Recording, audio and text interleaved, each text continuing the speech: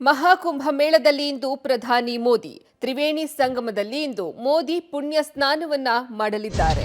ಬೆಳಗ್ಗೆ 11ರಿಂದ 11:30ರವರೆಗೆ ಅಮೃತ ಸ್ನಾನವನ್ನ ಕೈಗೊಳ್ಳಲಿದ್ದಾರೆ. ಮಹಾಕುಂಭ ಮೇಳದಲ್ಲಿ ಇಂದು ಪ್ರಧಾನಿ ಮೋದಿ ಭಾಗಿಯಾಗ್ತಿದ್ದಾರೆ. ತ್ರಿವೇಣಿ ಸಂಗಮದಲ್ಲಿ ಇಂದು ಮೋದಿ ಪುಣ್ಯ ಸ್ನಾನವನ್ನ ಮಾಡಲಿದ್ದಾರೆ. ಬೆಳಗ್ಗೆ 11ರಿಂದ 11:30ರವರೆಗೆ ಅಮೃತ ಸ್ನಾನವನ್ನ ಮಾಡಲಿದ್ದಾರೆ. ಸಂಗಮ್ ಘಾಟ್ನಲ್ಲಿ ಸ್ನಾನವನ್ನ ಮಾಡಲಿದ್ದಾರೆ ಪ್ರಧಾನಿ ಮೋದಿ.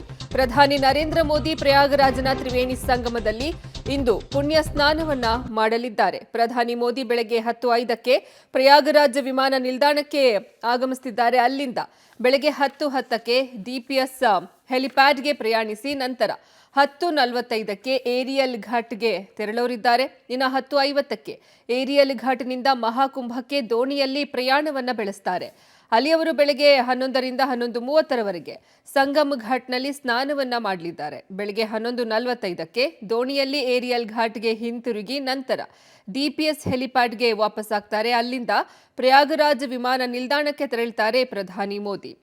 ಮಧ್ಯಾಹ್ನ 12:30ಕ್ಕೆ ವಾಯುಪಡೆಯ ವಿಮಾನದಲ್ಲಿ ಪ್ರಯಾಗರಾಜ್ನಿಂದ ಹೊರಡಲಿದ್ದಾರೆ.